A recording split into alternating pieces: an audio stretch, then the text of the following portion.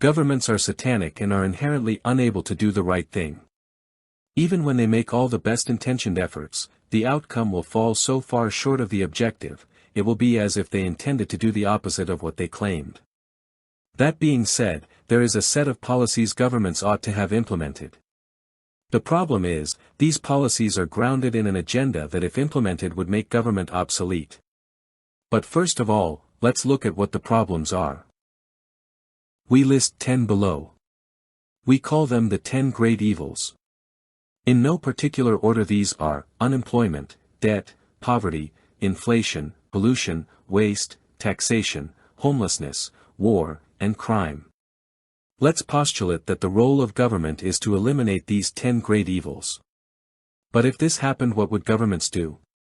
The Bible tells us that rulers are not a terror to good works, but to the evil. If we assume that the 10 great evils are the products of evil, then those actions which work to eradicate these 10 great evils are good works. We can predict that if we act to eliminate unemployment, then the state will be on our side. This is a simple and superficially, a reasonable assumption. But it covers a dilemma that cannot be overcome. Not in this system. It is well known that as unemployment is lowered, upward pressure on wages increases. As wages increase, demand increases and inflation increases. A company can only increase wages by so much before it must either increase prices or go bankrupt. The reality is, depending on the economy, unemployment can only be permitted to decline by so much before rising inflation requires the state to enact policies that will weaken the power of labor. Therefore, your ability to eliminate unemployment will always be viewed as an evil, at some point.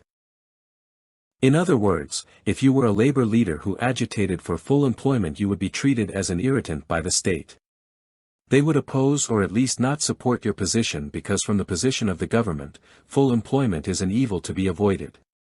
But let's look at this from another perspective. If we would eliminate all of the 10 great evils, what would the state do? The state's existence is predicated on the existence, in perpetuity, of the 10 great evils. The state exists to manage the 10 great evils, not eliminate them. Imagine a community in which everyone worked and paid their own way, and no one imposed a cost or penalty on any other person. What role would the government have? The reality is that if we were Christians, that is true Christians, there would be no room for the state. Christianity renders the state redundant. What we can say about the state is that it exists in an inverse relationship to Christianity. But assuming the state was rational, moral and logical, what it would do is to look at areas in which its involvement was at the highest and seek ways of pulling back its level of engagements. This is totally alien to what governments do. The state tends to look for where it has a small role to play so it can ratchet up its level of engagement. The problem, of course, is that the state is not a charity, the state is more akin to a protection racket. The state wishes to be all things to all people when in fact it is a tree without fruit. The state makes promises it cannot keep without infringing upon the rights of others. But let's go back to what we said about Christians and Christianity. Christians do not need the state, and in fact the state is not just irrelevant to the church, it is antithetical. The state exists to enable parasites and provide cover for professional victims. Those people who are self-sufficient and peaceful have no use for the state, and the state cannot provide the spiritually mature with anything. And so those who are spiritually mature do not provide the state with agency and are not its clients. Only those people who make illegitimate claims on the wealth created by others need the state. This is the origin of the war between the church and the state. This is the source of the conflict between the spiritually mature and the principalities and powers, for these agents of darkness are not creative, they do not link themselves with the creative power of God. So, we are talking about what governments can do and what they ought to do. Ideally, there would be no state, we would be under God. We would be a church. The church and state are not compatible. If we are under a state of necessity, we are not under a true church. The state cannot do anything for Christians, but it requires Christians and other productive persons to exist in order to make itself of use to those who want to live off of the avails of the productive elements of society. The state is therefore the chief parasite in a league of parasites. But what it ought to do is to divest itself of these parasites and remove itself from the practice of shifting resources from the productive sector to the free riders. If the state can do nothing for the person who pays their own way, then the freeloader has to be the group the state targets with its programs. But it also will attempt to wean away those who are paying their own way and to get them to sign on to public benefits as a way to erode their sense of independence. Which is precisely the opposite of what they do. To make the independent person the target of the state's programs, what the state needs to do is to look for ways to reduce the tax rate, which means it seeks ways to wean people off of the public purse. However, this is not possible because in fact, the idea of an independent person is an illusion. The state is just an extreme case of what is quite commonplace. We all make claims to what we did not create. However, the sin is cumulative in that even if we did not create the physical world, we do have a right to utilize what God has given us.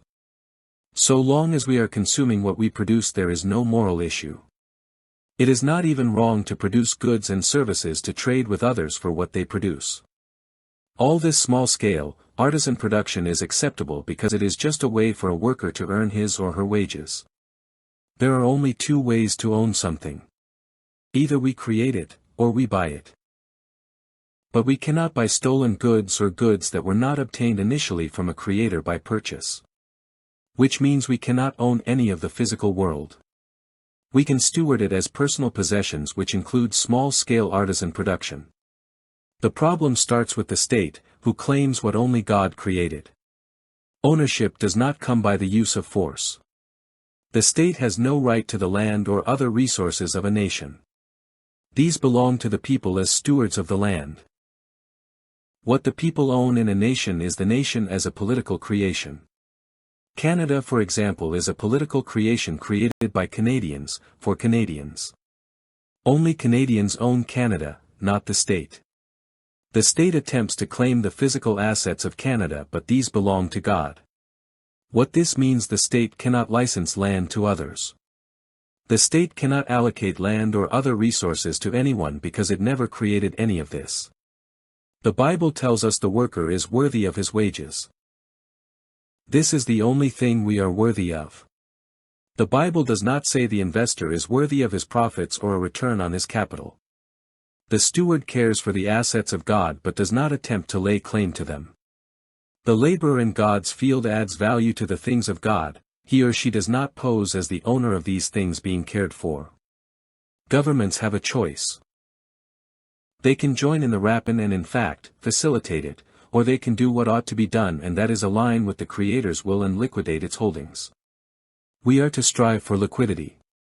We are to eliminate risk, debt and threats of loss. This is the realization of perfection, when all threats and risk has been eliminated. Parasites pose a threat. Parasitism represents a threat of loss. There is no way around this. When the state involves itself in this dynamic, it is evil, it is Babylon. Those principalities and powers and spiritual wickedness in the highest places are all demonic forces that gain the ability to divest the builders out of what they created. The unforgivable sin of the church is its compliance with and even collaborator in these acts of terror and oppression. Governments ought to have looked at what it was taking from its citizens and what it was giving and to whom, and then systematically reduced the amounts being deducted from the wealth of the nation, systematically depriving freeloaders of their graft. The government is composed of people who ought to have read their Bible and then implemented it. The Bible has the tools a government needs to divest itself of what belongs to others. The Bible tells us how to stop funding parasites and increasing the level of risk that the productive sector faces. As the state defunds itself, it needs to empower the church. It needs to organize the church along biblical lines to supplant it, the state, as it divests itself of what does not belong to it. A key element is a monetary system that does not pose a risk to its users. Money ought not cause inflation. It ought not lose value, as this poses a risk to the entire economy, other than the worst parasites. The 10 great evils on balance benefit parasites more than any other agent in the nation. Thus, the state, in reducing the level of risk and threats of loss, must do all in its power to eliminate these evils. When parasites are eliminated, we have a meritocracy. A meritocracy rewards merit. If we reward merit, we have merit. A meritocracy is a transactional society. We do unto others as we would have them do unto us, meaning we have something as valuable to give as the thing we hope to get. This idea of the golden rule actually presupposes a transactional environment. If we are all modular units and interchangeable, the idea of expecting something from others or them expecting something from us becomes incoherent.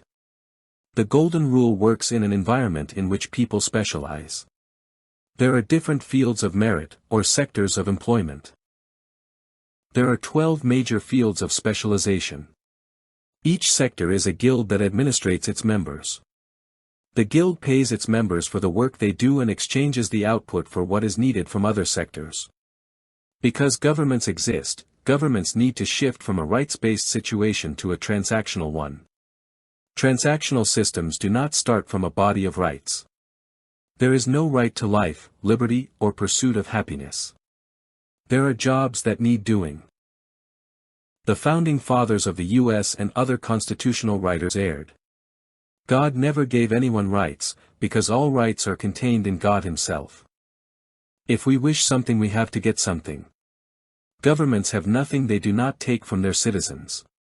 What they ought to have done is recognize they do not have a right to dispossess their citizens of what their citizens created and divest themselves of this right. They ought to have systematically given their citizens the right to be transactional. This requires those who want something, to give something of equal value. This is a long process, but it needs to be started. Some call it reducing the size of government, but it is more, it is getting the state to understand they do not have the right to expropriate wealth from anyone, especially their citizens. Wherever the state finds itself allocating goods and services to one group, it must pull away and help these privileged groups find the means to earn what they get. We might think of it as replacing communism with market mechanisms. Transactionalism is a market, but we need to implement a transactional market rather than a free markets, as free markets based on free enterprise, needs the state to protect and regulate private ownership. Ownership is replaced with transactional structures that exist to give people work without constraints on the need to make a profit. Businesses exist to give people a place to work and to provide consumers with the things they need. They do not exist to make certain people wealthy. It is the role and responsibility of business to provide jobs to those who need them and to pay workers a wage that can sustain them.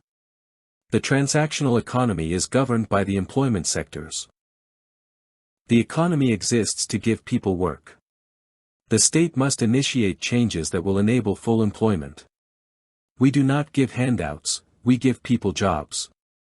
This is what government ought to have done and what ought to have been their priority. The government must bring in changes that will enable full employment to be achieved.